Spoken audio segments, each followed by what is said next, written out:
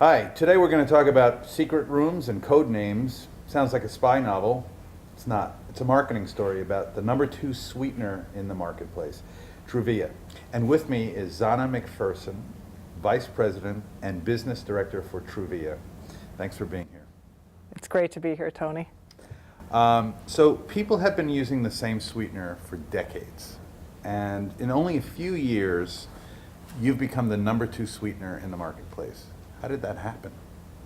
Well, it happened with a lot of work. We spent 8 years developing this sweetener, but 4 years ago we launched it, and really it's all about meeting an unmet need by consumers. Well, for the people who don't know, what is Truvia? Truvia is, well, it might be a little too much to say that it's the hopes and dreams of future generations, but it seems like not enough to say that it's a natural zero-calorie sweetener from the stevia leaf. We have some right here. We do have some right here. We'll do a little tasting later. That would be great. So where does it come from? Where did this was it developed? And tell me a little bit about the history of the product. Well, the stevia plant is native to Paraguay in South America, and it's been grown there for centuries. And hundreds of years ago, it was found and discovered, and the natives there were using the leaves of that plant to sweeten their foods and beverages. So they would steep it in tea and make their tea sweet, and the leaves are super sweet. It's really a miracle of nature. And now what we've been able to do is to take that sweet leaf and make a sweetener out of that and make it into Truvia. It's a little more convenient than going to Paraguay for your sweetener. You could just go to a supermarket. Yeah, exactly. Yeah, sounds good. How has your marketing evolved over the past 4 years, and where are you today? One of the best pieces of advice that we got from our first creative agency was get out of the way of your product. It speaks for itself. So not only are the crystals beautiful, they are clean and pure and white, but the packaging was very important to us, to have simple design that just speaks for itself, to be very transparent and open. After having been on the project for so many years where we couldn't talk about it, now we were really ready to bring it out there, to be transparent, to have very clean, simple design on it. We're now on our third marketing campaign here in the U.S., and we continue to talk to the consumer about what we have for them. And what is the campaign called? Our current campaign is From Nature for Sweetness. You have a plant, you have this leaf, you have a product that is a miracle of nature, really. How did that translate into a marketing, or what's the evolution of the advertising behind that? You know, our current campaign is really about nature's secret, and it's that plant. And when you have something that really is exactly what you said, a miracle of nature, this sweet green plant, the creative was really informed by that because the story is so simple. Here is the plant, here is the leaf, it's sweet, and now what can it do for you? And so working with the creative agency, it was bringing that to life and being able to just tell that story in 30 seconds. Let's talk a little bit about your current marketing and the Turning the Town Truvia campaign, or Truvia campaign. Can you explain what it is? What is that campaign? Turning the Town Truvia is a really exciting new way for us to approach marketing. It's a multi-platform media campaign that involves so much with consumer engagement directly on the campaign, as well as local talent with CBS, so in collaboration with CBS. So what it has pulled together is traditional media like radio, television, and also with new platforms such as social media, digital, and it's really put it together into one communication form. And engaging with consumers, we have targeted and really focused on local communities, in this case 8 cities that we are working on. And it was all about having talent talk about their experiences with Truvia, how radio hosts are using Truvia in their own lives, and really bringing out a lifestyle of how Truvia can be part of that. And then we had consumers engage with that. So you can nominate restaurants, for instance, and say, I would like to see Truvia in this restaurant. Do you know we had over 44,000 nominations from consumers in these cities that then really tied in our key channel for us, food service.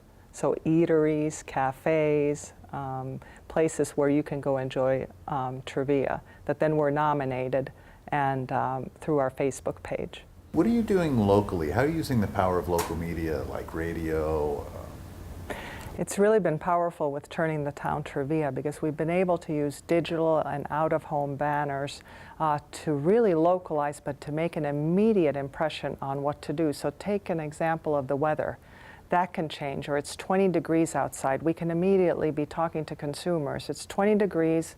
Why don't you enjoy hot cocoa with trivia now to warm yourself up? The DJs were so extremely powerful in this whole campaign, and I couldn't believe the amount of engagement that they gave trivia. They talked about their own use of trivia in their lives at home and what they had been making. It was incredibly engaging, as then they were sharing that with the listeners that they had.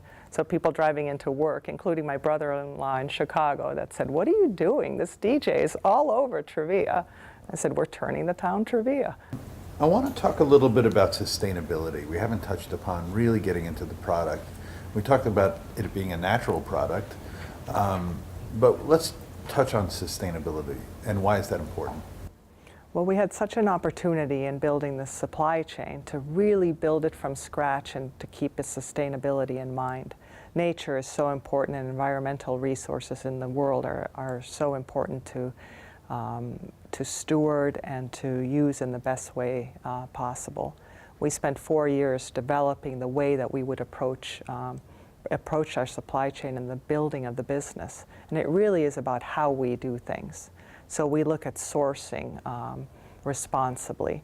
That includes having an agricultural standard that's sustainable, which was the first that was developed for the industry. We look at stewarding natural resources, so we already did a full life cycle analysis and put out objectives for 2015 in the areas of carbon and waste, water, biodiversity for land. Those are so important for a product that's something from nature, and that we will continue to grow on land and working with our producers in South America and in Asia. And then we love to share, just as we share our product. When we're talking about sharing and building sustainable communities, we've just launched a World Food Program campaign where we're able to engage with our consumers and allow part of our efforts when we save calories in areas where we're saving calories here where we need to. We will be helping children in Bolivia have nutritious meals and sending calories to them for school meals so that they'll stay in school, learn more, and be able to then build a sustainable community there. That's terrific. Let's talk about the future of the brand. Where are we going? Well, we'd like to think of ourselves today as a lifestyle brand. But consumers also, when they first learn about it, it is about our product. It's about meeting and delighting that consumer with natural zero-calorie sweetness. But then it's about expanding that use, expanding behaviors, but really being able to engage, like through our sustainability efforts in our program. I think from a brand perspective, we continue to want to stay on trend, to continue to grow around the world. We've moved from a project to launch to growth, now international expansion, and really establishing this global footprint for us. What's the most challenging part of your job? What's the most challenging part of promoting this brand? Well, now that we're out in the marketplace, it's really staying ahead of competition and staying current. So how do we continue to innovate? We have brands that we love to aspire to. When you think about how Starbucks changed the experience of coffee here in the United States, you think of what Dyson did to something like a vacuum cleaner. And you have these brands that, of course, Apple, you can't forget them, but you have brands that you look to, well, how in this space can we continue to stay ahead, stay on trend, stay current? That's very challenging. It's also what gets you up in the morning. What are some of the other challenges? Well, expanding globally is quite the challenge. Where we don't operate today on Trivia, we have fantastic partners that know the local consumer and know the way that consumers behave around sweetness. These are really important relationships for us, and we're so grateful to have partners that can then get us through to distribution, be able to speak to consumers in a way that's relevant for them. We've partnered up with major food and beverage companies in different parts of the world, and now find ourselves in our product in 8 countries and expanding. Plus, the use of Truvia as an ingredient in products are in over 30 countries today around the world, and many different brands. You've conquered sugar. What's next? Salt? Paprika? Bacon without fat?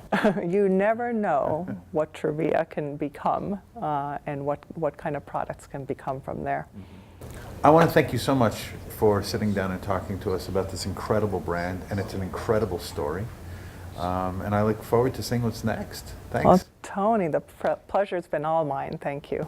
Maybe we should get some coffee. We have a sweetener ready to go. Let's do it.